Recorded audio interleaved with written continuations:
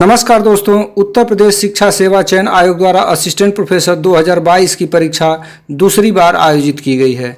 इसमें सामान्य ज्ञान के 30 प्रश्न तथा भूगोल के 70 प्रश्न शामिल हैं। इस परीक्षा की सबसे बड़ी चुनौती भूगोल के तथ्य नहीं थे, बल्कि हिंदी भाषा थी, जिससे यह स्पष्ट नहीं हो पा रहा था कि आखिर पूछना क्या चाह रहा है।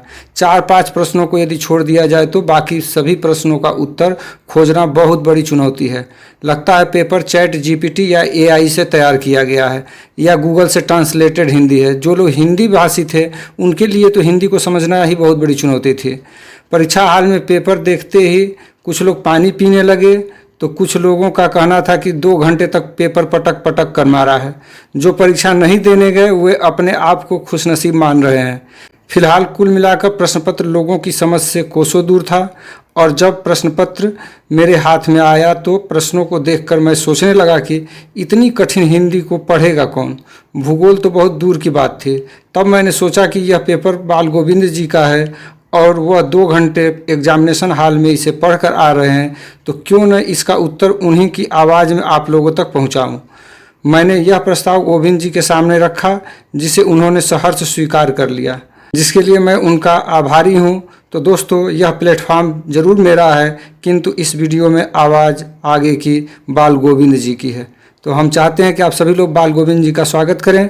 आइए बाल गोविंद जी। जी नमस्कार, मैं बाल गोविंद दुबे। आज सर की अनुमति से ये भूगोल का पेपर है, जो विज्ञापन 51 2022 का वैकेंसी है। तो भूगोल के पेपर के साथ साथ ये सामान्य ज्ञान का 30 प्रश्न यहाँ पर और भूगोल के 70 प्रश्न हैं।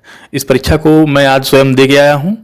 तो इस प्रश्न के उत्तर को किस प्रकार से दिया गया है, क्या होना चाहिए, उसका भी जो है यहाँ पर देखा जाएगा कि क्या व्याख्या इसका सही है, क्या गलत है। हालांकि अब की बार का पेपर जो है पिछली बार की अपेक्षा थोड़ा माना जा रहा है कि कठिन है, क्योंकि इसके जो विकल्प हैं और प्रश्न हैं दोनों काफ़ी लंबे हैं और प्रश्नों में तारतम्यता थोड़ी जो है बन नहीं पाती, खासकर हिंदी माध्यम वाले लोग के लिए। चलिए बढ़ते हैं। तो यह सामान्य ज्ञान का यहाँ पर 30 प्रश्न है। तो मैं पहले प्रश्न से यहाँ पर प्रारंभ करता हूँ।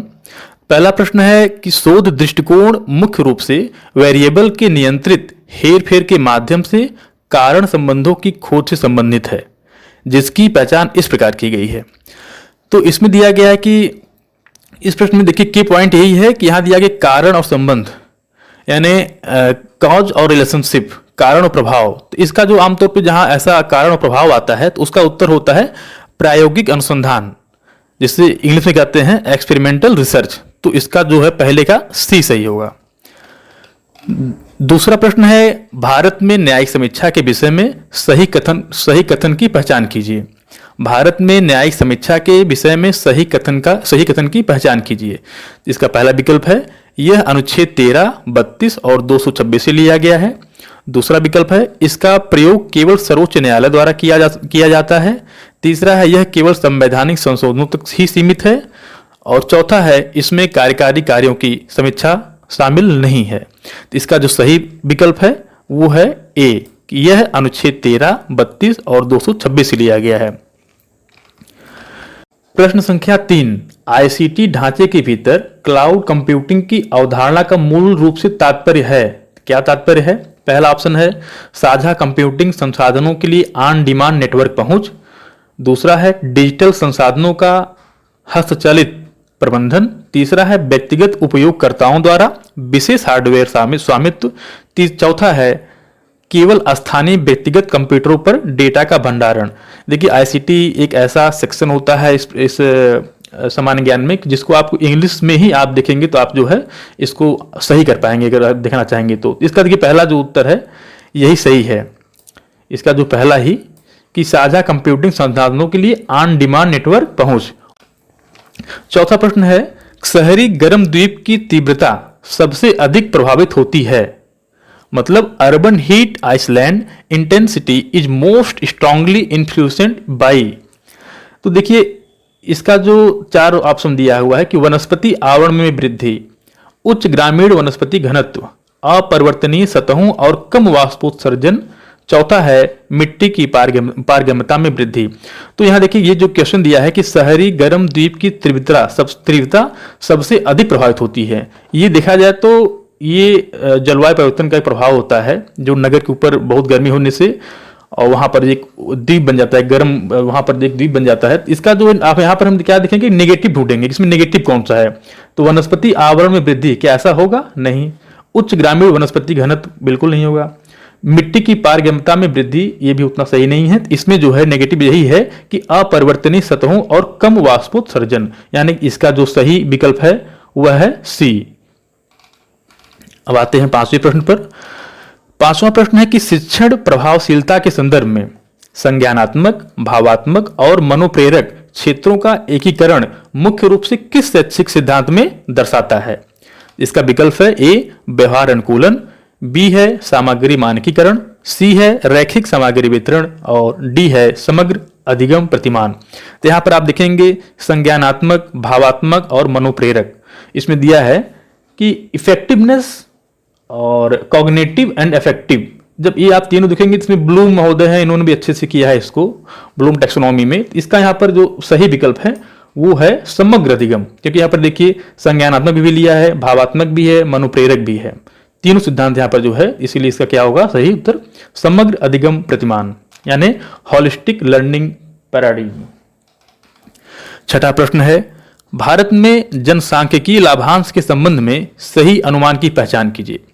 विकल्प 1 है यदि उत्पादक रूप से रोजगार मिला हो तो काम करने की उम्र वाली बड़ी आबादी आर्थिक विकास को गति दे सकती है। विकल्प बी है यह औद्योगिक विकास को हतोत्साहित करता है।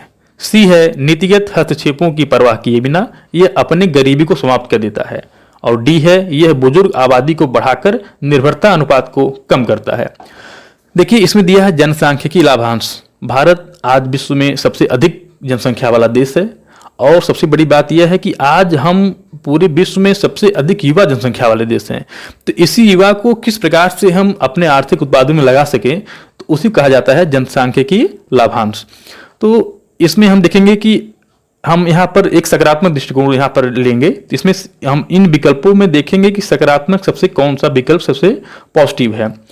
तो पहला है कि यदि उत्पादक रूप से रोजगार मिला हो तो काम करने की उम्र वाली बड़ी आबादी आर्थिक विकास को गति दे सकती है, यही आपका सही विकल्प है।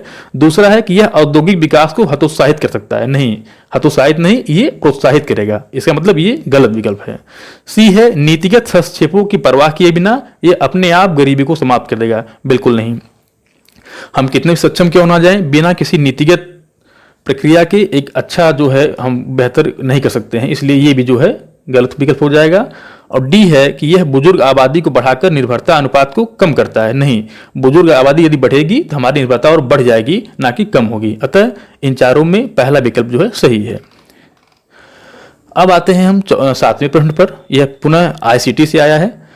यह प्रश्न है कि आईसीटी सक्षम वातावरण में बैंडविड्थ की अवधारणा सबसे सटीक रूप से संदर्भित होती है। मतलब इन ICT enabled environments the concept of bandwidth most accurately refer to।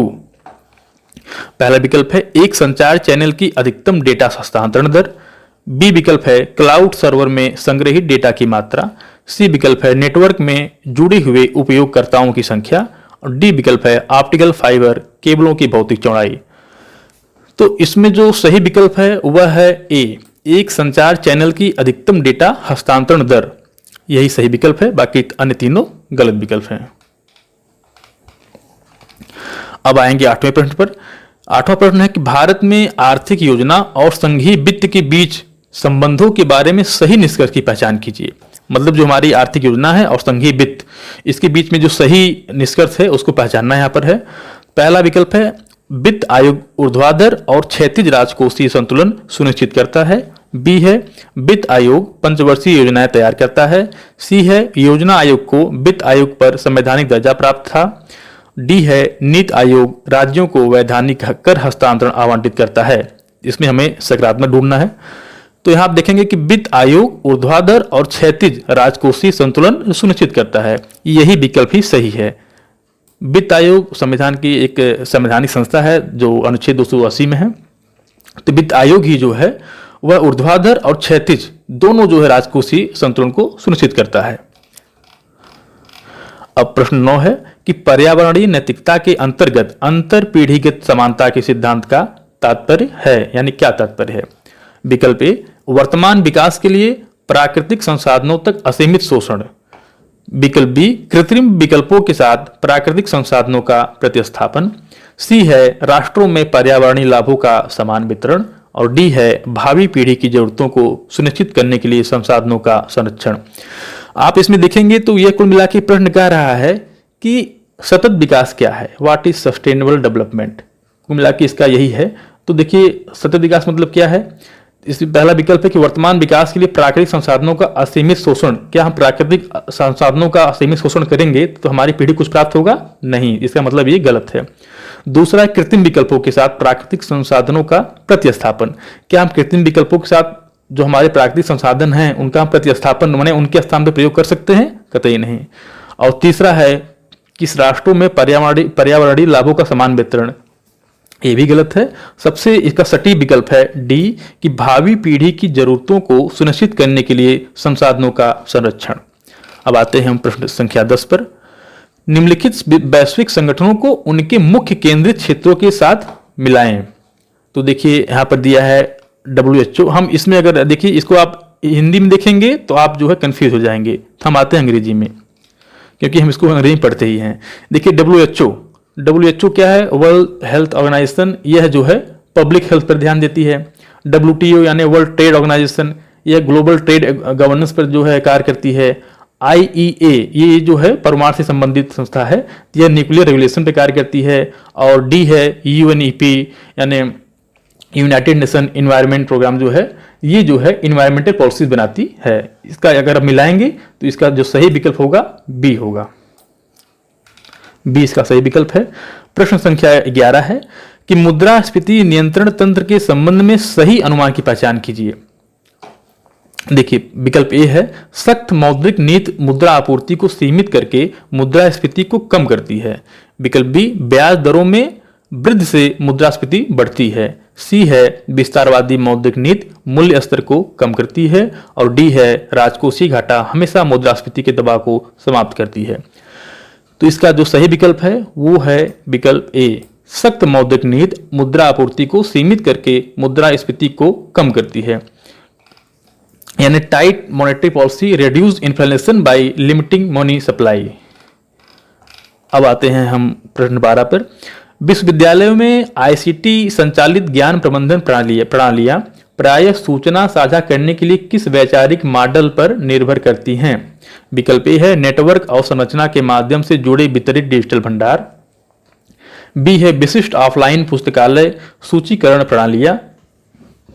सी है, एकल केंद्रीकृत एनालॉग सूचना संग्रहण। डी है, हस्तचलित अभिलेखीय प्रलेखन प्रक्रियाएं। इसमें जो सही विकल्प है वो है ए, नेटवर्क अवसंरचना के माध्यम से जुड़े वितरित डिजिटल भंडार। क्योंकि देखिए अगर हम ऑफलाइन आ जाएंगे तो ICT क्या मतलब है, एनालॉग भी वही होता है, इसका कोई मतलब नहीं होता है ICT से। हस्तचलित आ जाएंगे तो फिर हम ICT क्यों वही करेंगे। इसका जो है ये तीनों आप देखेंगे तो यहां से हम इसको एलिमिनेट कर सकते हैं। इसका सही विकल्प है ए। अब 13वां है कि स्थलीय ग्रहों में लोहा और निकल जैसे भारी तत्वों की उपस्थिति का मुख्य कारण क्या है? विकल्प ए, ग्रहों की शीतलन के दौरान रासायनिक अपक्षय। विकल्प बी, प्रारंभिक ग्रहों की परत में ज्वालामुखी विस्फोट। विकल्प सी, ग्रहों के भीतर निरंतर हाइड्रोजन संलयन। विकल्प डी, सौर मंडल के गठन से पहले सुपरनोवा न्यूक्लियोसिंथेसिस। इसमें जो सही विकल्प है वो है विकल्प डी, सौर मंडल के गठन से पहले सुपरनोवा न्यूक्लियोसिंथेसिस। अब आते हैं हम प्रश्न 14 पर कि AI सहायता प्राप्त दवा खोज प्लेटफार्मों का उद्भव औषधीय विकास के किस चरण को काफी कम कर देता है? तो यहाँ पर पहला ऑप्शन है वैश्विक टीका वितरण। बी है प्री क्लिनिकल मॉलिक्यूलर स्क्रीनिंग। सी है मानव नैदानिक परीक्षण चरण। डी है विनियामक अनुमोदन प्रक्रियाएं। जिसमें जो सही विकल्प है वो है B, preclinical molecular screening. प्रश्न 15 है, एक तटीय पारिस्थितिकी तंत्र जो तेजी से पर्यटन विकास का अनुभव कर रहा है प्रायः संयुक्त पारिस्थितिकी तनाव से गुजरता है। इसमें सबसे संभावित एकीकृत परिणाम में है ए, प्रवाल कैल्सीकरण में वृद्धि और जैव विविधता स्थिरता में वृद्धि। बी, पोषक तत्वों का कम प्रवाह ऑलिगोट्रॉफिक स्थितियों की ओर ले जाता है। सी समुद्री आधारभूत संरचना के कारण ट्रॉफिल जालों का स्थिरीकरण। और डी है तटीय यूट्रोफिकेशन, आवास विखंडन और तलछट विक्षोभ। इसमें जो सही विकल्प है डी, तटीय यूट्रोफिकेशन, आवास विखंडन और तलछट विक्षोभ। प्रश्न 16, आर्थिक संकेतकों को उनके सही विवरणों के साथ मिलान कीजिए। तो पहला है गरीबी रेखा। तो गरीबी रेखा जो है यह न्यूनतम उपभोग व्यय सीमा से संबंधित है। मानव विकास सूचकांक यह जो है बहुआयामिक कल्याण संकेतक है। सकल घरेलू उत्पाद यह जो है उत्पादित वस्तुओं और सेवाओं का कुल मूल्य से संबंधित है। और राजकोषीय घाटा सरकारी व्यय और राजस्व के बीच अंतर से संबंधित है। इसका जो सही विकल्प हो जाएगा वो होगा डी।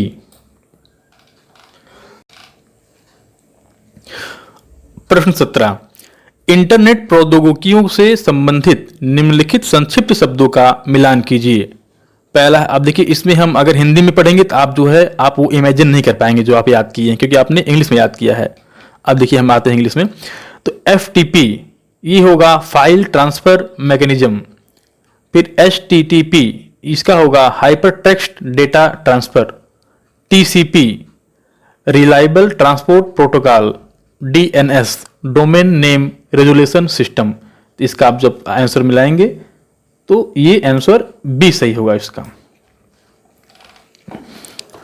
प्रश्न 18, स्वतंत्रता के बाद भारतीय संघ में रियासतों का एकीकरण मुख्य रूप से किस प्रशासनिक तंत्र के माध्यम से किया गया था? ए सांप्रदायिक पुरस्कार वार्ताएं, बी मॉन्टेस्क्यू चेम्सफोर्ड सुधार, सी भारत सरकार अधिनियम के प्रावधान, डी विलय का साधन। इसका सही विकल्प है विलय के साधन यानी इंस्ट्रूमेंट ऑफ एसेशन। प्रश्न 19, चीनी और यूरोपीय अनुसंधान सहयोगों द्वारा लंबी दूरी पर क्वांटम संचार का सफल प्रदर्शन मुख्य रूप से किस भौतिक सिद्धांत पर निर्भर है? संभवतः आपको थोड़ी सी धुंधला दिख रहा हो, मैं इसको पढ़ दे रहा हूं, आप ध्यान दीजिएगा। पहला विकल्प है ए नाभिकीय चुंबकीय अनुनाद, बी ऑप्टिकल विवर्तन, सी क्वांटम उलझाव, डी सुपर कंडक्टिंग टनलिंग। इसका सही उत्तर है क्वांटम उलझाव। प्रश्न 20, निम्नलिखित पर्यावरणीय संकेतकों को उनके प्राथमिक माप केंद्र के साथ मिलाएं। देखिए इसमें दिया है जैविक ऑक्सीजन मांग यानी BOD। तो अभी हम आपको इसको अंग्रेजी में दिखाते हैं। बायोलॉजिकल ऑक्सीजन डिमांड BOD ये जो है ऑर्गेनिक पॉल्यूशन इन वाटर इससे संबंधित है। बी है एयर क्वालिटी इंडेक्स AQI, ये एटमॉस्फेरिक पॉल्यूटेंट कंसंट्रेशन संबंधित है। सी है कार्बन फुटप्रिंट, यह total green house gas emission से संबंधित है। डी है इकोलॉजिकल फुटप्रिंट, यह बायोलॉजिकल प्रोडक्टिव लैंड डिमांड से संबंधित है। इसका सही विकल्प है वो होगा विकल्प ए। प्रश्न 21, नीति साधन जिसके माध्यम से UGC अभिविन्यास और पुनश्चर्या कार्यक्रमों के माध्यम से संकाय की गुणवत्ता में सुधार को बढ़ावा देता है वह है ए डिजिटल पुस्तकालय पहल, बी शैक्षिक कर्मचारी महाविद्यालय अब जो है HRDC योजना से जाना जाता है, सी राष्ट्रीय ज्ञान नेटवर्क, डी है संस्थागत श्रेणीकरण प्रणाली। इसका जो सही विकल्प है वह है बी।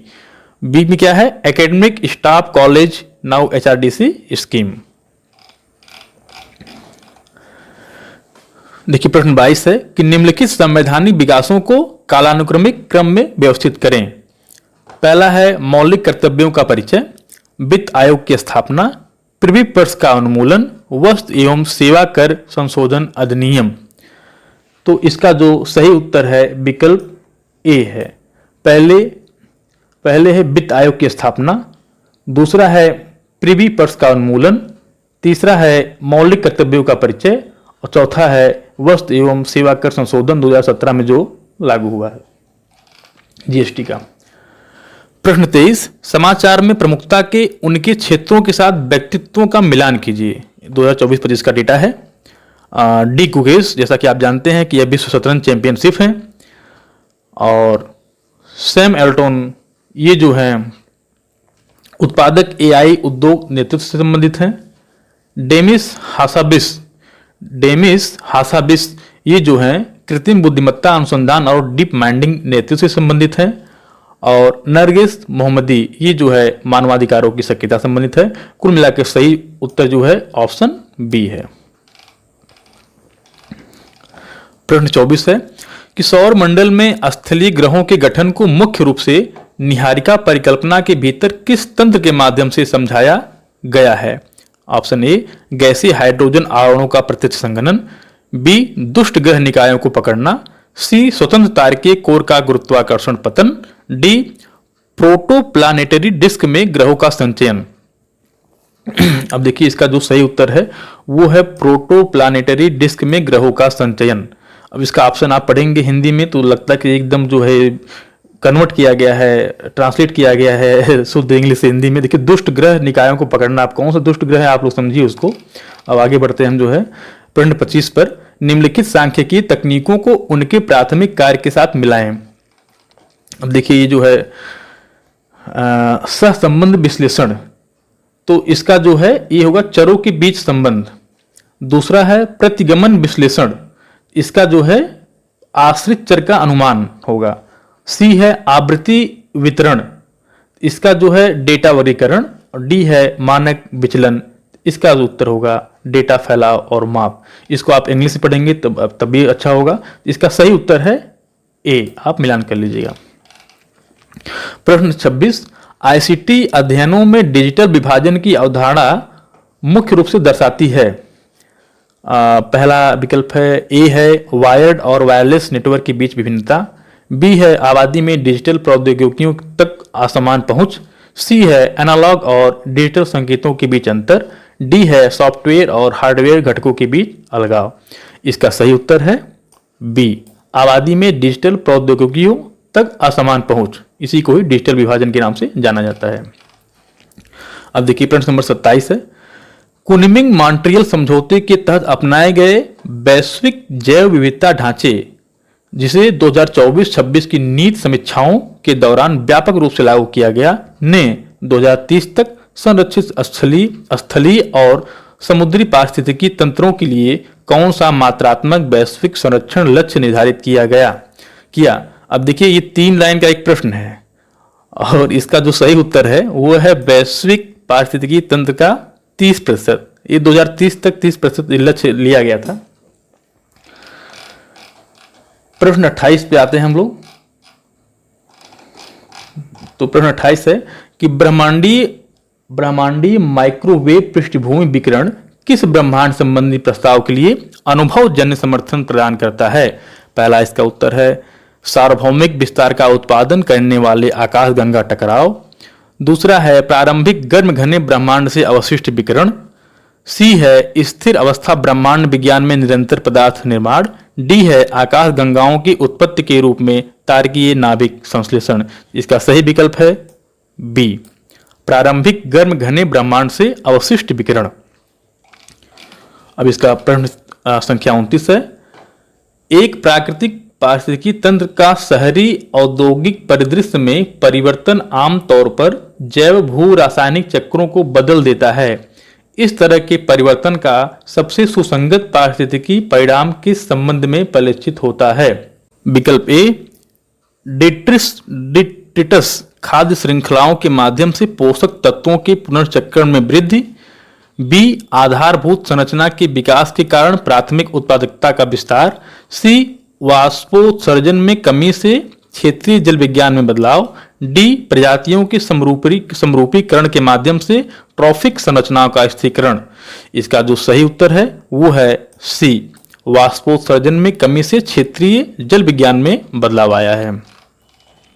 प्रश्न संख्या 30 फॉरवर्ड डिजाइन के सिद्धांतों के आधार पर निर्देशात्मक योजना के सही अनुक्रम की पहचान कीजिए। इसका देखिए 3 यहाँ पर निर्देशात्मक योजना है, शिक्षण रणनीति, सीखने का परिणाम और मूल्यांकन विधि। इसी को सही क्रम में लगाना है। हाँ 4 है और पाठ्यक्रम का उद्देश्य। तो देखिए पहला पाठ्यक्रम का उद्देश्य होगा, फिर शिक्षण की रणनीति, फिर सीखने के परिणाम और अंततः मूल्यांकन विधि। इस प्रकार इसका सही विकल्प है विकल्प ए। इस प्रकार सामान्य अध्ययन के जो है 30 प्रश्न यहाँ पर समाप्त होते हैं। और अब आते हैं हम भूगोल पर। देखिए भूगोल का जो पहला प्रश्न क्या है कि ली के प्रवास मॉडल के अनुसार मूल स्थान पर किस प्रकार के कारक से प्रवास निर्णय शुरू होने की सबसे अधिक संभावना है। तो इसका पहला विकल्प ए है धक्का कारकों का मूल्यांकन। अब देखिए इसको आप हिंदी पढ़ेंगे तो धक्का खिंचाव ये सब आप पढ़ेंगे, अगर इसी को आप इंग्लिश पढ़ेंगे तो दिया है कि assessment of push factor. Push factor pull factor आप जानते होंगे, तो यहाँ आसानी से आप इस प्रश्न को समझ सकते हैं। बी है बीज की बाधाओं का मूल्यांकन। सी है खिंचाव कारकों की धारणा। और डी है निर्णय को प्रभावित करने वाले व्यक्तिगत कारक। जिसका जो सही उत्तर है वह है धक्का कारकों का मूल्यांकन, मतलब असेसमेंट ऑफ पुश फैक्टर।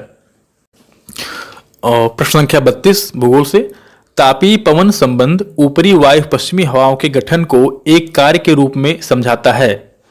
ए केवल ऊर्ध्वाधर दबाव प्रवणता। बी ग्रहों के एल्यूडो में भिन्नता।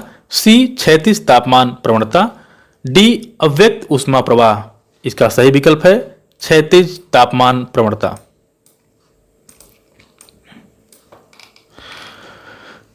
प्रश्न संख्या 33 भारतीय क्षेत्रीय योजना ढांचे में योजना क्षेत्र की अवधारणा मुख्य रूप से किस सिद्धांत पर जोर देती है। ए प्रमुख आधार के रूप में प्रशासनिक सुविधा। बी प्रमुख मानदंड के रूप में जलवायु एकरूपता। सी समान जनसंख्या घनत्व वितरण। डी कार्यात्मक आर्थिक एकीकरण और स्थानिक सुसंगता। इसका सही विकल्प है डी कार्यात्मक आर्थिक एकीकरण और स्थानिक सुसंगतता। प्रश्न संख्या 34 निम्नलिखित आर्थिक क्षेत्रों को आधुनिक आर्थिक प्रणालियों के भीतर ज्ञान की तीव्रता के बढ़ते क्रम में व्यवस्थित कीजिए। ए प्राथमिक क्षेत्र। बी माध्यमिक क्षेत्र। सी तृतीयक क्षेत्र। डी चतुर्थक क्षेत्र। इसमें आप जब माध्यमिक पढ़ेंगे तो थोड़ा कंफ्यूज हो जाएंगे, इसीलिए हम जाते हैं इंग्लिश में। तो दिया है primary sector, secondary sector, tertiary sector and quaternary. तो आप देखेंगे सीधे ए बी सी डी जहां पर है वही जो है सही हो जाएगा। इसका मतलब इसका विकल्प बी सही है। प्रश्न संख्या 35 मर्केटर प्रक्षेपण का विरूपण पैटर्न उच्च अक्षांशों की ओर चरम हो जाता है। इस प्रक्षेपण में कौन सा गुण संरक्षित है। ए क्षेत्र समतुल्यता। बी समानांतरों का समान अंतराल। सी कोणीय अनुरूपता। डी दूरी समानता। इसमें आप देखेंगे तो जो एंगुलर कॉन्फॉर्मिटी है यही सही है, मतलब सी इसका सही विकल्प है कोणीय अनुरूपता। प्रश्न संख्या 36 एक परिपक्व उष्णकटिबंधीय चक्रवात में अधिकतम वर्षा आमतौर पर निम्नलिखित में से किससे जुड़ी होती है। ए ऊपरी क्षोभ मंडलीय बहिर्वाह। बी नेत्र भित्ति क्षेत्र। सी केवल बाहरी वर्षा पट्टियां। डी केंद्रीय आंख। जिसका सही विकल्प होता है नेत्र भित्ति क्षेत्र, आई वॉल रीजन।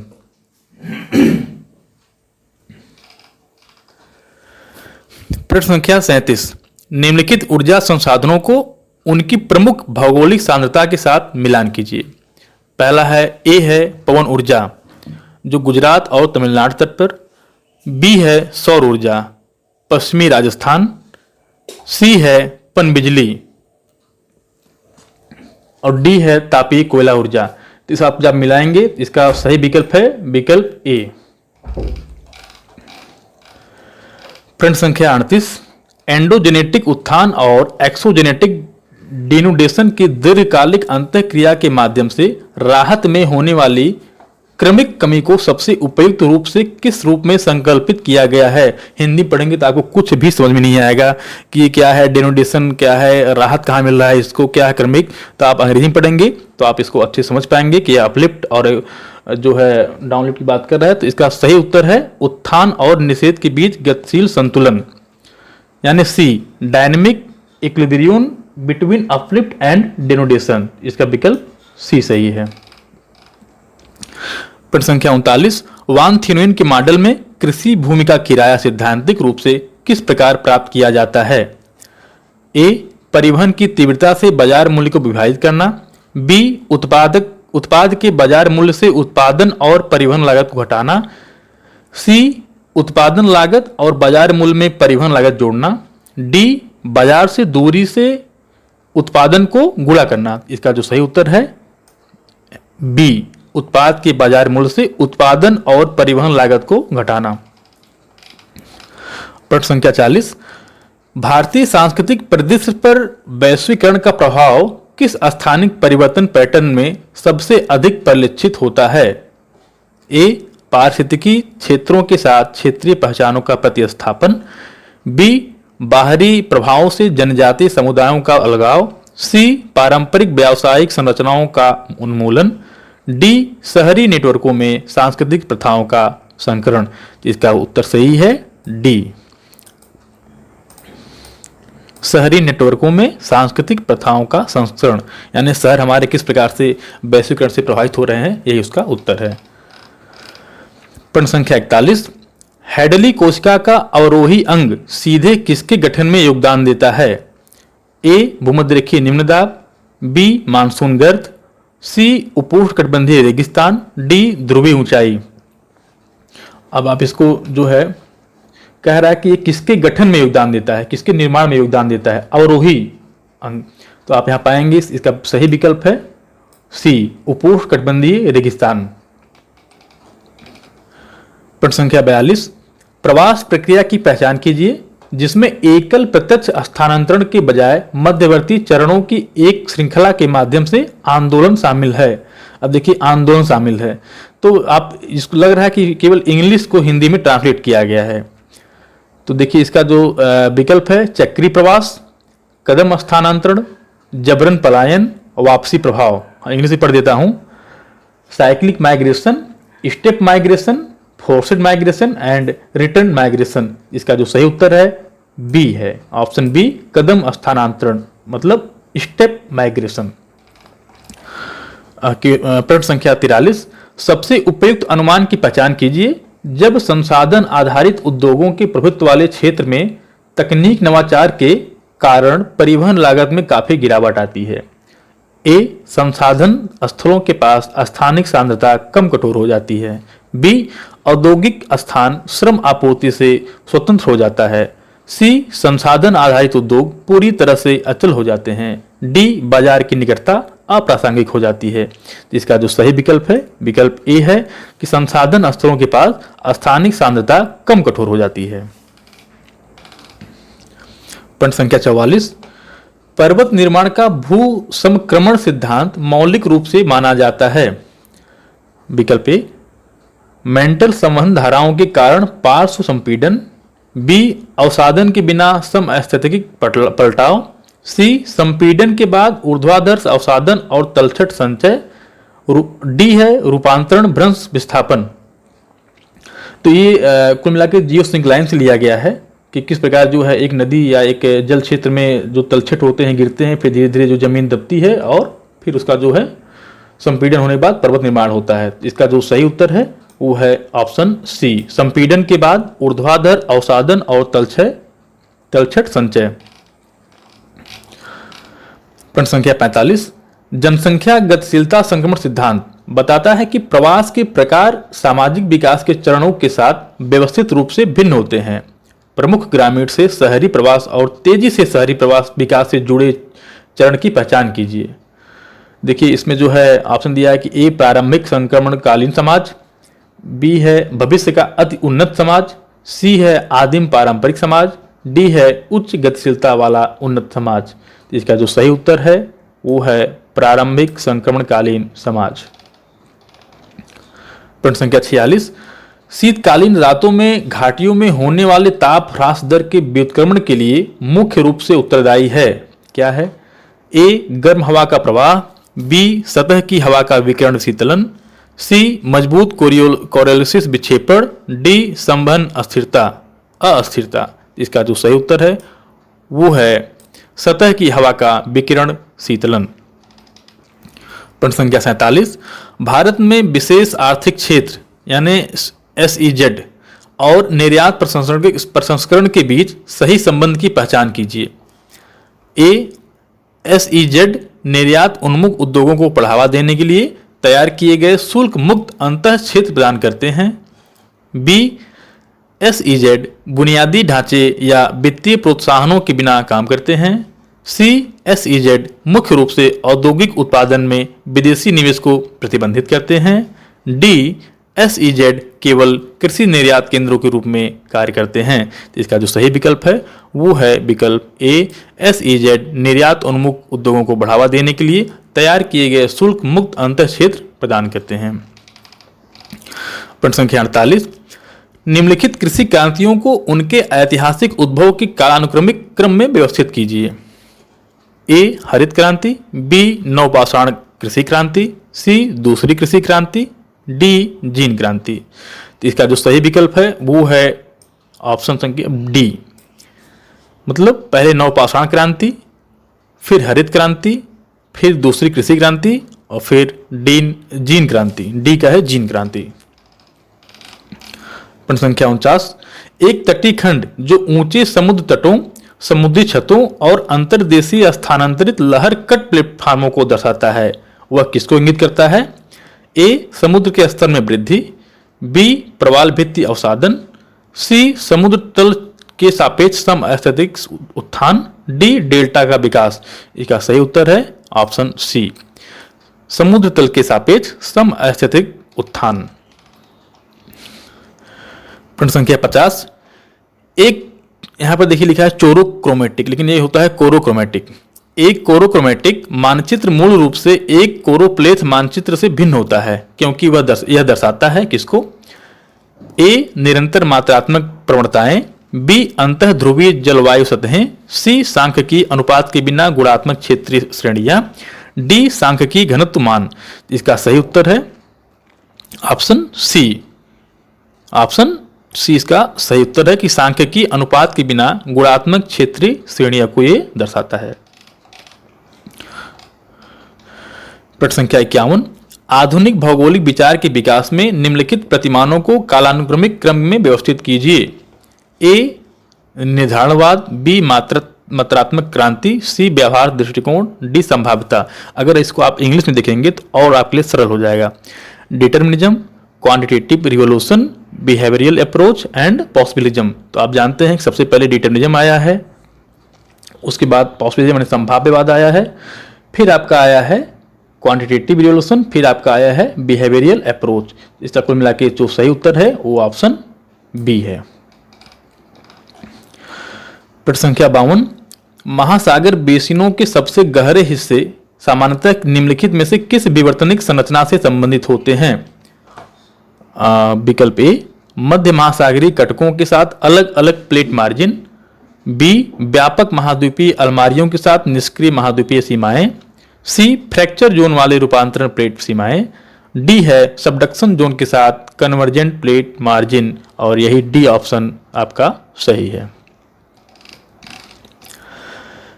प्रश्न संख्या 53, सामाजिक भूगोल में सामाजिक कल्याण की अवधारणा का सबसे उचित मूल्यांकन किस एकीकृत संकेतक सेट के माध्यम से किया जाता है?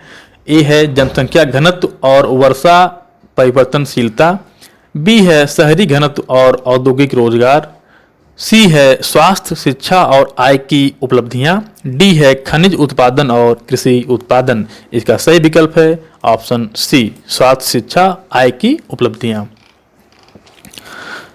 54 क्वेश्चन, स्थानिक आर्थिक प्रणालियों के भीतर पहुंच, संपर्क और परिवहन लागत के बीच सही संबंध की पहचान कीजिए।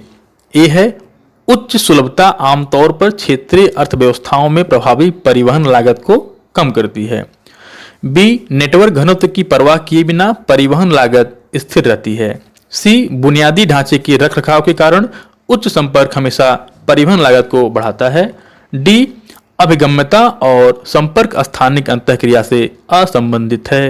इसका जो सही उत्तर है वो है ऑप्शन ए, उच्च सुलभता आमतौर पर क्षेत्रीय अर्थव्यवस्थाओं में प्रभावी परिवहन लागत को कम करती है। क्वेश्चन 55, एक नदी परिदृश्य में यू आकार की घाटियों, लटकती घाटियों और कटे हुए स्पर्श के सह अस्तित्व का तात्पर्य है, यानी क्या तात्पर्य है? ए जोड़कर संरचनात्मक नियंत्रण, बी एओलियन संशोधन, सी पहले से मौजूद नदी घाटियों पर ग्लेशियल ओवर प्रिंटिंग, डी आर्द्र जलवायु के तहत कर्स्टिफिकेशन। इसका सही विकल्प है विकल्प सी, पहले से मौजूद नदी घाटियों पर ग्लेशियल ओवर प्रिंटिंग। क्योंकि आप जब यू आकार घाटी देखेंगे तो ये पाया जाता है ग्लेशियल में। क्वेश्चन 56, क्षेत्रीय कृषि उत्पादकता अध्ययन के लिए उपयोग किए जाने वाले कई प्रतिगमन विश्लेषण में आश्रित चर आमतौर पर क्या दर्शाता है? ए मानकीकृत गुणांक मान, बी अवशिष्ट त्रुटि घटक, सी अनुमानित प्रभाव कारक, डी कृषि उत्पादन संकेत। इसका जो सही उत्तर है वो है डी कृषि उत्पादन संकेतक। क्वेश्चन नंबर 57, निम्नलिखित बहुउद्देशीय नदी घाटी परियोजनाओं का मिलान प्रमुख नदी बेसिन से करें जिसमें वे स्थित हैं। इसका देखिए, हीराकुंड परियोजना यह महानदी से संबंधित है, महाखड़ा नांगल परियोजना यह सतलज से है, नागार्जुन सागर यह कृष्णा से है, और टेहरी बांध परियोजना यह वीरांगना और भागीरथी से है।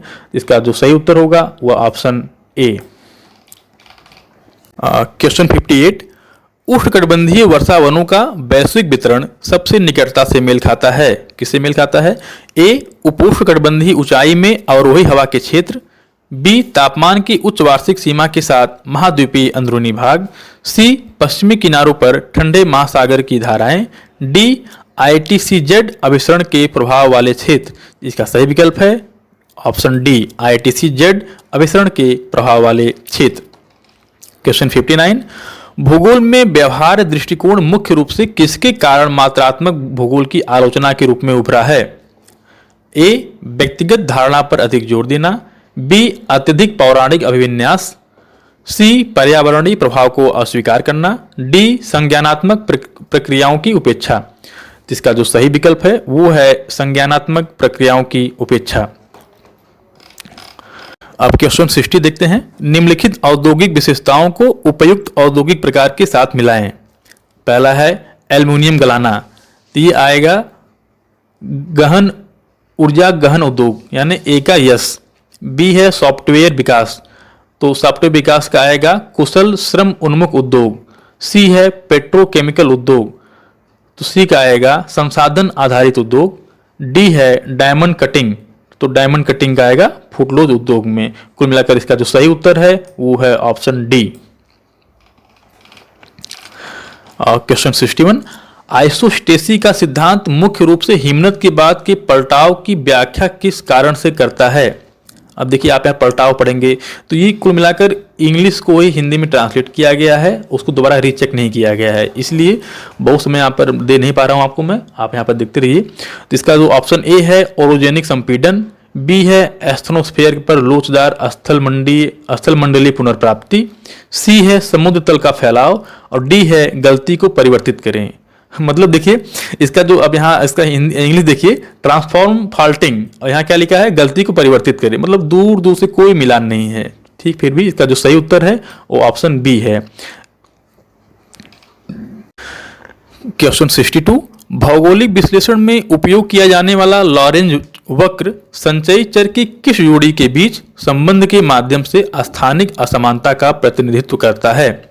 ऑप्शन ए क्षेत्रफल का संचयी प्रतिशत और वर्षा का संचयी प्रतिशत, बी जनसंख्या का संचयी प्रतिशत और आय संसाधन का संचयी प्रतिशत, सी दूरी का संचयी प्रतिशत और यात्रा समय का संचयी प्रतिशत, डी बस्तियों का संचयी प्रतिशत और परिवहन संपर्कों का संचयी प्रतिशत। जिसका सही विकल्प है बी जनसंख्या का संचयी प्रतिशत और आय संसाधन का संचयी प्रतिशत। क्वेश्चन 63, फ्रीजिंग बैरियर और एटॉल रीफ्स का क्रमिक विकास मुख्य रूप से किसके साथ जुड़ा हुआ है? ए क्रिस्टल आंदोलन, देखिए क्रिस्टल आंदोलनों के बिना समुद्र के स्तर में यूस्टैटिक वृद्धि, बी परिवर्तन दोषों के साथ पार्श्व वृद्धि, सी महाद्वीपीय अलमारियों का उदय, डी ज्वालामुखी द्वीपों का अवसादन। तो इसका जो सही विकल्प है वो है ऑप्शन डी ज्वालामुखी द्वीपों का अवसादन। अब देखिए, अब यहाँ पर आंदोलन दे दिया है, मतलब मूवमेंट का आंदोलन दे दिया है, तो आप पढ़ते रहिए, हम तो पढ़ ही रहे हैं। क्वेश्चन 64, रेडिकल भूगोल स्थानिक संगठन की व्याख्या मुख्य रूप से किस दृष्टिकोण से करता है? ए नवशास्त्रीय संतुलन, बी पर्यावरणीय रहस्यवाद, सी कार्यात्मक क्षेत्रवाद, डी राजनीतिक अर्थव्यवस्था और वर्ग संबंध। इसका सही विकल्प है ऑप्शन डी राजनीतिक अर्थव्यवस्था और वर्ग संबंध। क्वेश्चन 65 परिवहन योजना के लिए कार्यात्मक क्षेत्रीकरण के सही निहितार्थ की पहचान कीजिए। ए है परिवहन नेटवर्क को केवल प्रशासनिक सीमाओं का पालन करना चाहिए। बी परिवहन योजना को नोडल क्षेत्रों के भीतर वस्तुओं, सेवाओं और यात्रियों के प्रवाह के साथ संरेखित होना चाहिए। सी है परिवहन योजना का क्षेत्रीय आर्थिक संबंधों से कोई संबंध नहीं है। डी है परिवहन योजना आवागमन के तरीकों को नजरअंदाज करती है। इसका सही विकल्प है विकल्प बी परिवहन योजना को नोडल क्षेत्रों के भीतर वस्तुओं, सेवाओं और यात्रियों के प्रवाह के साथ संरेखित होना चाहिए। क्वेश्चन 66 एक नदी जो श्रेणीबद्ध रूपरेखा बाढ़ के मैदान को चौड़ा करने और घुमावदार कट ऑफ प्रदर्शन करती है किसके प्रभुत्व को दर्शाती है? ए ऊर्ध्वाधर क्षरण, बी हिमनदी घर्षण, सी पार्श्व क्षरण और निक्षेपण, डी सिर की ओर कटाव। इसका सही विकल्प है ऑप्शन सी पार्श्व क्षरण और निक्षेपण, यानी यह लेटरल इरोजन एंड डिपोजिशन करती है। क्वेश्चन 67 शहरों के बीच प्रवाह के मानचित्रण प्रतिनिधित्व में मानचित्रण तकनीक और परिवर्तनीय मापन का कौन सा संयोजन सबसे उपयुक्त है? ए समान अंतराल वर्गों के साथ आइसोप्लेथ मानचित्रण, बी गुणात्मक प्रतीकों के साथ कोरोक्रोमेटिक मानचित्र, देखिए यहाँ चोरो लिखा है लेकिन आप इसको कोरो पढ़िएगा, कोरोक्रोमेटिक मानचित्रण, सी अनुपातिक रेखा मोटाई के साथ प्रवाह रेखा मानचित्र, डी घनत्व अनुपात के साथ कोरोप्लेथ मानचित्रण। इसका सही विकल्प है ऑप्शन सी विकल्प सी अनुपातिक रेखा मोटाई के साथ प्रवाह रेखा मानचित्र। क्वेश्चन 68 आर्थिक भूगोल और संसाधन संरक्षण के ढांचे के भीतर नवीकरणीय और गैर नवीकरणीय प्राकृतिक संसाधनों के बीच अंतर के बारे में सही कथन की पहचान कीजिए। ऑप्शन ए गैर नवीकरणीय संसाधन निष्कर्षण में तकनीकी परिवर्तनों से अप्रभावित हैं। बी यदि ठीक से प्रबंधित किया जाए तो नवीकरणीय संसाधन मानव समय पैमाने के भीतर पुनः उत्पन्न होते हैं। सी गैर नवीकरणीय संसाधन दशकों के भीतर प्राकृतिक चक्रों के माध्यम से पुनः उत्पन्न होते हैं। डी खपत दर की परवाह किए बिना अच्छे संसाधन हमेशा अच्छे होते हैं। इसका सही आंसर है ऑप्शन बी यदि ठीक से प्रबंधित किया जाए तो नवीकरणीय संसाधन मानव समय पैमाने के भीतर पुनः उत्पन्न हो जाते हैं। क्वेश्चन नंबर 69 भारत में शहरीकरण और औद्योगिकरण के बीच सही संबंध की पहचान कीजिए। ए औद्योगिक समूह श्रम प्रवास को आकर्षित करते हैं जिससे महानगरों का विस्तार होता है। बी औद्योगिक क्षेत्र हमेशा ग्रामीण क्षेत्रों में स्थित होते हैं। सी शहरी विकास औद्योगिक विकास से स्वतंत्र रूप से होता है। डी अधिकांश भारतीय क्षेत्रों में शहरीकरण औद्योगिक विकास से पहले हैं। इसका सही आंसर है ए औद्योगिक समूह श्रम प्रवास को आकर्षित करते हैं जिससे महानगरों का विस्तार होता है। क्वेश्चन नंबर 70 संतुलित क्षेत्रीय विकास की अवधारणा में अंतर्निहित सही सिद्धांत की पहचान कीजिए। ए संसाधनों की परवाह किए बिना उद्योगों का समान वितरण, बी शहरी विस्तार के पक्ष में ग्रामीण बस्तियों का उन्मूलन, सी लक्षित विकास नीतियों के माध्यम से अंतर क्षेत्रीय असमानताओं को कम करना, डी महानगरीय क्षेत्रों में निवेश पर ध्यान केंद्रित करना। इसका सही विकल्प है सी लक्षित विकास नीतियों के माध्यम से अंतर क्षेत्रीय असमानताओं को कम करना। क्वेश्चन नंबर 71 पारिस्थितिकीय उत्तराधिकार का सिद्धांत भविष्यवाणी करता है कि अधिकतम जैव द्रव्यमान और प्रजातियों की विविधता आमतौर पर किस अवधि के दौरान प्राप्त की जाती है? ए पायनियर स्टेज, बी प्रतिगामी चरण, सी गड़बड़ी के बाद तुरंत सीरियल अवस्था, डी क्लाइमेक्स सामुदायिक मंच। इसका सही उत्तर है डी ऑप्शन डी क्लाइमेक्स सामुदायिक मंच। क्वेश्चन नंबर 72 निम्नलिखित में से कौन सा जनसंख्या घनत्व का सबसे सरल माप है? ए आर्थिक घनत्व, बी अंकगणितीय घनत्व, सी कृषि घनत्व, डी शारीरिक घनत्व यानी कायिक घनत्व। इसका जो सही उत्तर है वो ऑप्शन बी है अंकगणितीय घनत्व। क्वेश्चन नंबर 73 सांस्कृतिक या भौतिक एकरूपता के बजाय मुख्य रूप से शासन दक्षता के लिए बनाए गए प्रशासनिक क्षेत्रों को सबसे अच्छी तरह से किस प्रकार समझा जाता है? ए, प्राकृतिक विशेषताओं द्वारा निर्धारित औपचारिक क्षेत्र। बी, भाषाई एकरूपता द्वारा परिभाषित सांस्कृतिक क्षेत्र। सी, आर्थिक विशेषज्ञता द्वारा निर्धारित कार्यात्मक क्षेत्र। डी, प्रशासनिक प्राधिकरण के माध्यम से स्थापित संस्थागत क्षेत्र। इसका जो सही उत्तर है वो है डी, प्रशासनिक प्राधिकरण के माध्यम से स्थापित संस्थागत क्षेत्र। क्वेश्चन नंबर 74, स्थानीय विश्लेषण में स्थानिक अंतःक्रिया का सिद्धांत सैद्धांतिक रूप से किस पर आधारित है? ए, गुरुत्वाकर्षण मॉडल की धारणाएं। बी, क्षेत्रीय अपवादवाद। सी, सांस्कृतिक निर्धारणवाद। डी, पवित्र ब्रह्मांड विज्ञान। इसका सही उत्तर है ऑप्शन ए, गुरुत्वाकर्षण मॉडल की धारणाएं। क्वेश्चन नंबर 75, कार्स्ट स्थलाकृति सबसे गहन रूप से विकसित की गई है जहां चूना पत्थर के क्षेत्र प्रदर्शित होते हैं। ए, कम वर्षा और उच्च वाष्पीकरण। बी, जोड़ों की कमी। सी, घुलनशील चट्टानों के नीचे अभेद्य परत। डी, विशाल बेसाल्टिक आवरण। इसका सही उत्तर है ऑप्शन सी, घुलनशील चट्टानों के नीचे अभेद्य परत। Question number 76, remote sensing data का उपयोग करके डिजिटल मैपिंग में संचालन के निम्नलिखित अनुक्रम पर विचार कीजिए। ए, ज्यामितीय सुधार। बी, छवि वर्गीकरण। सी, रेडियोमेट्रिक सुधार। डी, जमीनी सच्चाई सत्यापन यानी ग्राउंड ट्रूथ वेरिफिकेशन। इसका जो सही उत्तर है वो है ऑप्शन सी, ACBD। आप उसको मिला लीजिएगा। क्वेश्चन नंबर 77, जलवायु परिवर्तन के कारण समुद्र की सतह के तापमान में वृद्धि से निम्नलिखित में से कौन सा परिणाम होने की सबसे अधिक संभावना है? ऑप्शन ए है प्रवाल में वर्धित कैल्सीकरण। बी, चट्टान जीवों में चयापचय यानी उपापचय जो भी हो, तनाव में कमी। सी, ठंडे पानी की चट्टानों का विस्तार। डी, सहजीवी विघटन के माध्यम से प्रवाल विरंजन। इसका सही उत्तर होगा ऑप्शन डी, सहजीवी विघटन के माध्यम से प्रवाल विरंजन। क्वेश्चन नंबर 78, निम्नलिखित में से कौन सा चरण भारत में शहरी नियोजन के विकास में सबसे पहले आया? ए, मास्टर प्लान को अपनाना। बी, राज्य स्तरीय योजना कानून। सी, स्वतंत्रता के बाद की विकास योजना। डी, औपनिवेशिक नगरपालिका पहल। इसका जो सही उत्तर होगा वो होगा ऑप्शन डी, औपनिवेशिक नगरपालिका पहल।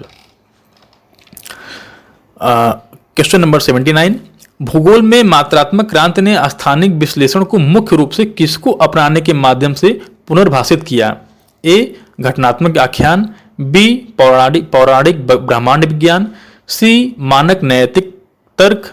डी, सांख्यिकीय अनुमान और मॉडल निर्माण। इसका जो सही उत्तर है वो है सांख्यिकीय अनुमान और मॉडल निर्माण। क्वेश्चन नंबर 80, तेजी से औद्योगिकरण का सामना कर रहे देश में मृत्यु दर में गिरावट दर्ज की गई है, जिसके बाद सांस्कृतिक दृढ़ता के कारण प्रजनन दर में देरी हुई है। जनसांख्यिकीय परिणाम की सबसे अधिक संभावना है कौन से चरण में है? जनसंख्या विस्फोट चरण। ए, जनसंख्या विस्फोट चरण। बी, स्थिर जनसंख्या संतुलन। सी, जनसंख्या ठहराव चरण। डी, नकारात्मक जनसंख्या वृद्धि चरण। इसका सही उत्तर है ऑप्शन ए, जनसंख्या विस्फोट चरण। क्वेश्चन नंबर 81, उत्तर से दक्षिण तक भारत के भौगोलिक विभाजनों की उनकी संरचनात्मक स्थिति के आधार पर सही अनुक्रम की पहचान कीजिए। ए, हिमालय पर्वत, उत्तरी मैदान, प्रायद्वीपीय पठार, तटीय मैदान। बी, तटीय मैदान, उत्तरी मैदान, हिमालय पर्वत, प्रायद्वीपीय पठार। सी, उत्तरी मैदान, हिमालय पर्वत, तटीय मैदान, प्रायद्वीपीय पठार। डी, प्रायद्वीपीय पठार, हिमालय पर्वत, उत्तरी मैदान और तटीय मैदान। कुल मिला के कहना चाह रहा है आप उत्तर से दक्षिण तक जो इसका है एक जो है क्रम बताइए कि क्या सही है। इसका जो सही क्रम है वो है ऑप्शन ए, पहले हिमालय पर्वत, फिर उत्तरी मैदान, फिर प्रायद्वीपीय पठार और फिर तटीय मैदान। क्वेश्चन नंबर 82, उच्च अक्षांशों पर शीत ऋतु की रातों में पृथ्वी की सतह पर शुद्ध विकिरण संतुलन मुख्य रूप से ऋणात्मक हो जाता है। क्यों होता है? ए, सर्दियों के दौरान भूमि की सतहों का उच्च अल्बिडो। बी, रात्रि के समय संघनन के द्वारा गुप्त ऊष्मा का मुक्त होना। सी, आउटगोइंग लॉन्ग वेव रेडिएशन आने वाले शॉर्ट वेव रेडिएशन से अधिक होना। डी, ऊपरी वायुमंडल में संवेदनशील ऊष्मा का स्थानांतरण। इसका सही उत्तर है option C, outgoing long wave radiation आने वाले शॉर्ट वेव रेडिएशन से अधिक होते हैं। क्वेश्चन नंबर 83, जीआईएस में नेटवर्क विश्लेषण का उपयोग करके अभिगम्यता मानचित्रण की विश्वसनीयता काफी हद तक किस एकीकृत डेटा सेट संरचना पर निर्भर करती है? ए वर्णक्रमीय पट्टियों के साथ रेखापुंज उन्नयन ग्रिड, बी विशेषता तालिकाओं के साथ असलाकृतिक वेक्टर नेटवर्क, सी बिना भौगोलिक संदर्भ के उपग्रह छवि मोजेक, डी ग्रिडेड जलवायु डेटाबेस। आप इसको इंग्लिश में पढ़ेंगे तो बेहतर ज़्यादा होगा। कुल मिला के इसका जो सही विकल्प है वो है ऑप्शन बी, विशेषता तालिकाओं के साथ स्थलाकृतिक वेक्टर नेटवर्क। क्वेश्चन नंबर 84, सतत विकास की अवधारणा सबसे अच्छी तरह से परिलक्षित होती है? ए पारिस्थितिकी से स्वतंत्र आर्थिक विकास, बी विनियमन के बिना औद्योगिक विस्तार, सी पीढ़ी दर पीढ़ी समानता और संसाधन संरक्षण, डी असीमित संसाधन निष्कर्षण। इसका सही आंसर है ऑप्शन सी, पीढ़ी दर पीढ़ी समानता और संसाधन संरक्षण। क्वेश्चन नंबर 85, जातीय विभाजनों के साथ मेल खाने वाली प्रशासनिक सीमाओं से किस भू राजनीतिक परिणाम की सबसे अधिक संभावना है? ऑप्शन ए है पहचान आधारित राजनीतिक लामबंदी में कमी, बी भाषाई क्षेत्रवाद का उन्मूलन, सी अंतर्राष्ट्रीय सांस्कृतिक एकरूपता को बढ़ावा देना, डी पहचान क्षेत्रों की मान्यता के माध्यम से स्थिरीकरण। इसका सही उत्तर है ऑप्शन डी, पहचान क्षेत्रों की मान्यता के माध्यम से स्थिरीकरण। अब क्वेश्चन नंबर 86 पे आते हैं। निम्नलिखित क्षेत्रीय असंतुलन संकेतकों को उनके प्राथमिक आयाम के साथ मिलाएं। दिया है कि अवसंरचना सूचकांक, इसका होगा भौतिक अवसंरचना।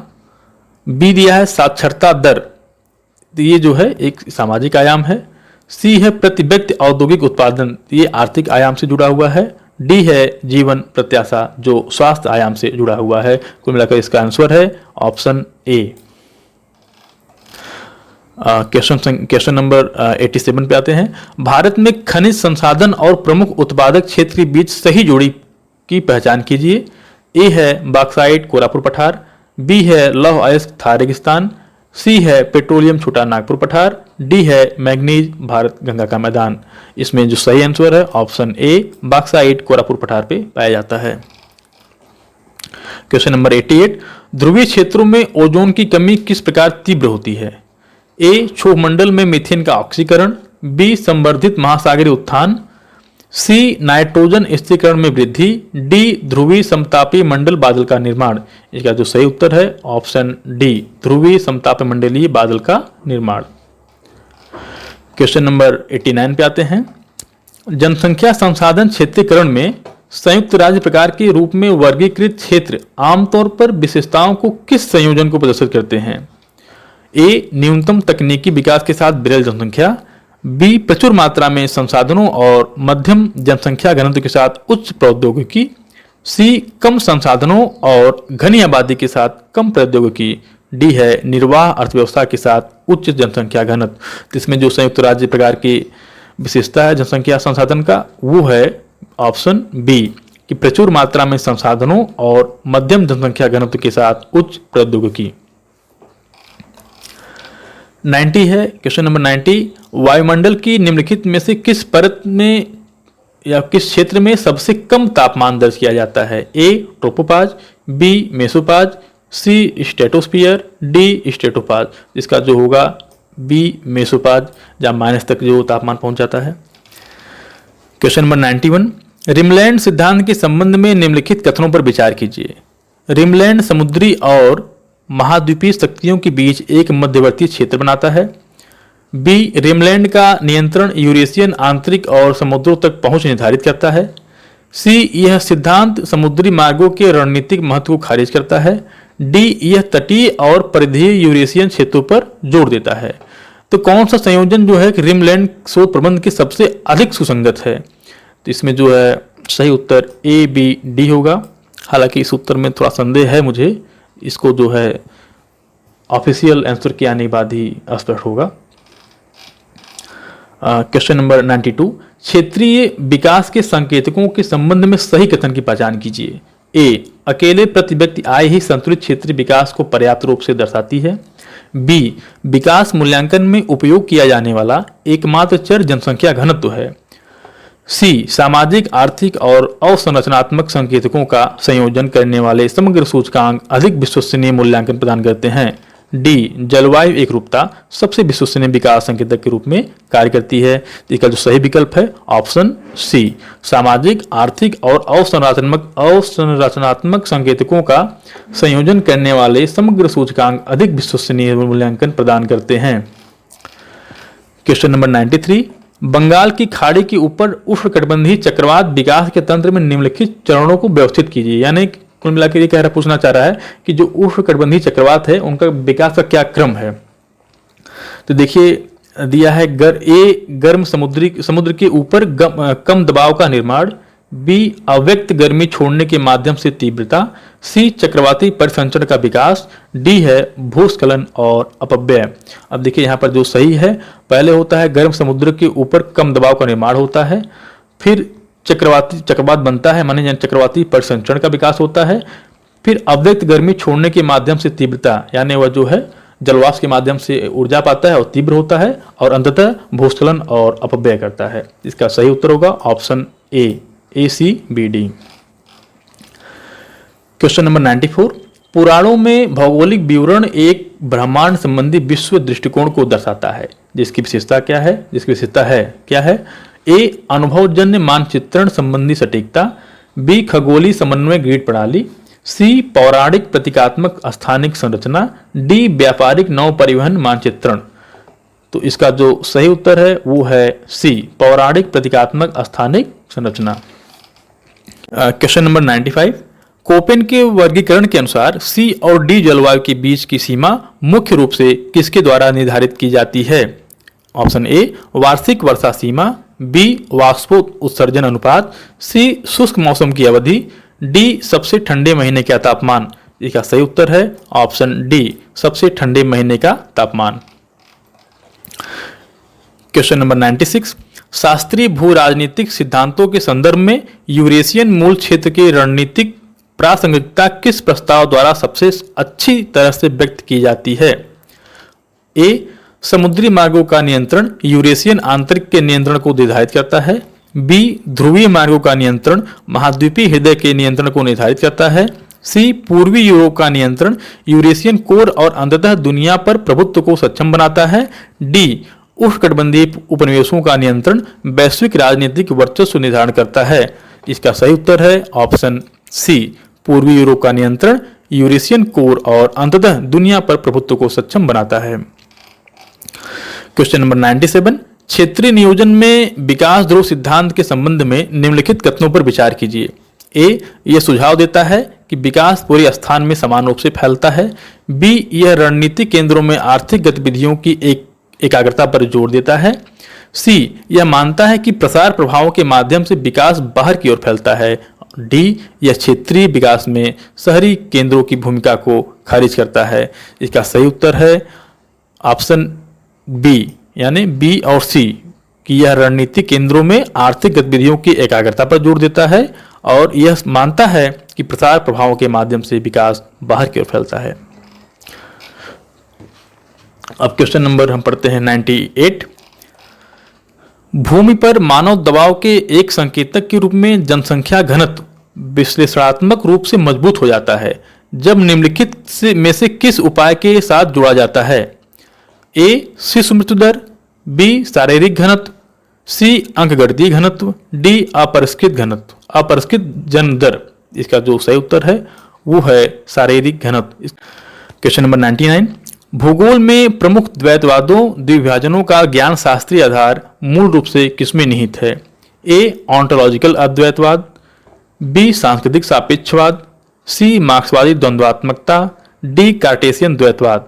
इसका सही आंसर है कार्टेशियन द्वैतवाद। क्वेश्चन नंबर 100 जो कि इस पेपर का अंतिम प्रश्न है, यह है कि भू राजनीतिक विचारकों को उनके प्रमुख प्रस्तावों से मिलाएं। यहाँ पर हेल्फोर्ड मैकिंडर हैं जिन्होंने हार्टलैंड थ्योरी दिया था, हार्टलैंड अवधारणा दिया था, निकोलस स्पाइकमैन जिन्होंने रिमलैंड रणनीतिक नियंत्रण को थ्योरी दिया था, कार्ल हाउसहोपर ये जो हैं भू राजनीति और लेवेंस्ट्रप का विस्तार का थ्योरी दिए थे, और अंतिम में हैं अल्फ्रेड थेयर महान, जिन्होंने समुद्री शक्ति विश्व के प्रभुत्व को निर्धारित करने की सिद्धांत दिया था। इसका जो सही उत्तर होगा ऑप्शन ए होगा। इस प्रकार हमने 1 से लेकर 100 तक प्रश्नों का यहाँ पर उत्तर बताया है और इसमें बहुत से प्रश्नों पर आपकी आपत्ति भी होगी, कन्फ्यूजन भी होगा, हमारा भी है। तो लेकिन वह अब अंतिम उसका जो निपटारा होगा वह है अंतिम उत्तर कुंजी, यानी ऑफिशियल आंसर किया जाएगा, उसी के माध्यम से ही हो पाएगा। क्योंकि जहाँ से यह क्वेश्चन बनाया गया है कुल मिला के चैट जीपीटी से बनाया गया है या जिस भी एआई से बनाया गया है, तो उसी के माध्यम से उत्तर का भी हम लोगों ने प्रयत्न किया है कि सही से उत्तर बताया जाए एनालिसिस करके। और सबसे बड़ी बात यह है इसमें कि अब की बार आप यहाँ पाएंगे कि जो हिंदी माध्यम के बच्चे हैं, हिंदी माध्यम के जो छात्र हैं, जो प्रतियोगी छात्र हैं, उनके लिए बहुत कठिन रहा होगा। क्योंकि आप या तो दोनों पढ़िए, हिंदी और अंग्रेजी दोनों पढ़िए, समय आपके पास बहुत कम है। आप ही ने देखा होगा कि हमने प्रश्न संख्या 1 से 30 तक कुछ विस्तार से बताने का प्रयास किया, लेकिन जैसे जैसे हम अंतिम पहुँचते गए 100 तक, वैसे हम जो है उसको छोड़ते गए, विस्तार को छोड़ते गए और हम जो है संक्षिप्तता में चले आए। तो ऐसे ही होता है, आप जब प्रश्न करने बैठते हैं तब भी आप सोचते हैं कि मैं बहुत सारा समय दे दूं इस पर, और अंततः क्या होता है कि समय अभाव हो जाता है और प्रेशर से आप जो है गलत भी करने लग जाते हैं। इस प्रकार ये जो है 100 प्रश्न यहाँ पर इसका उत्तर दिया गया है। इसमें जो भी कमियाँ होंगी उसको पिन भी किया जाएगा और कुल मिलाकर जब ऑफिशियल आंसर किया आ जाएगा उससे अस्पष्टता आपकी भी हो जाएगी और हमारी भी अस्पष्टता हो जाएगी। इस प्रकार पहली बार हमने भी जो है कंप्यूटर के सामने बैठकर आप लोग के समक्ष पेपर का जो है उत्तर देने का प्रयास किया हूँ। इसके लिए मैं आदरणीय गुरुजी जो है हमारे राम कुमार चतुर्वेदी सर को बहुत बहुत धन्यवाद करता हूँ। क्योंकि कुल मिला के जो मैं भूगोल पढ़ना सीखा और कैसे पढ़ना है, क्या पढ़ना है, वो डॉक्टर साहब के माध्यम से ही, डॉक्टर चतुर्वेदी जी के माध्यम से सीखा हूँ। इनको मैं बहुत आभार व्यक्त करता हूँ। इनका सानिध्य लगातार मिलता रहे और सर को मैं प्रणाम करते हुए इस अपनी वाणी को विराम करता हूँ। नमस्कार दोस्तों, मुझे पता है कि बाल गोविंद जी बहुत ही प्रतिभाशाली और व्यक्तित्व के धनी व्यक्ति हैं और इनका जो भी एक्सप्लेनेशन था वो आप लोगों को समझ में आया होगा। कहीं कोई दिक्कत हो तो आप कमेंट हमें करके अवश्य बताइएगा। हमारे साथ अंत तक बने रहने के लिए आप सभी का बहुत बहुत धन्यवाद।